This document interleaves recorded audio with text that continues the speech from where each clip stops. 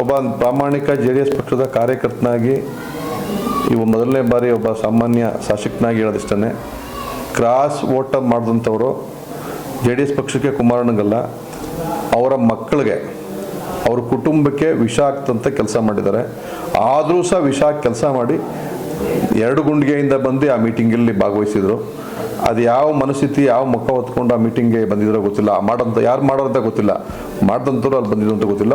ಅಲ್ಲಿ 17 ಜನ ಶಾಸಕರು ನಾವಿದ್ದೋ, 17 ಜನ ಶಾಸಕರು ಆ ಮೀಟಿಂಗ್ನಲ್ಲಿ ಭಾಗವಹಿಸಿದ್ದು.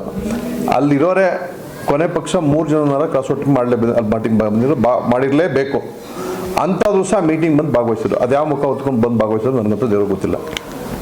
ಅವ್ರಿಗೇನು ಆತ್ಮಸಾಕ್ಷಿ ಇದೆಯೋ, ಅವ್ರ ನಡವಳಿಕೆನ ಹೆಂಗೆಯೋ, ಅವ್ರು ಬಂದು ದಾರಿನ ಇದೋ ಗೊತ್ತಿಲ್ಲ. ಅವರು 100ಕ್ಕೆ 4 ಮಗಳು ಅವ್ರ ಎತ್ತ ಮಕ್ಕಳಿಗೆ ವಿಷ ಆಗ್ತಂತ ಕೆಲಸ ಮಾಡಿದ್ದಾರೆ. ಆ ವಿಷ ಅವ್ರು ಮಾಡಿದಂಥವ್ರನ್ನ ಉಗ್ರವಾಗಿ ಖಂಡಿಸ್ತೀನಿ.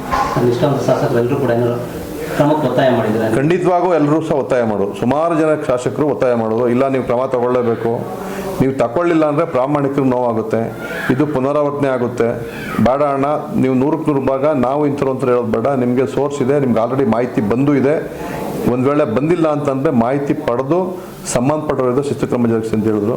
ಕುಮಾರಣ್ಣವ್ರಿಗೆ ಆ ವಿಚಾರ ಸಂಪೂರ್ಣ ಜವಾಬ್ದಾರಿ ಬಿಟ್ಟಿದ್ದೀವಿ.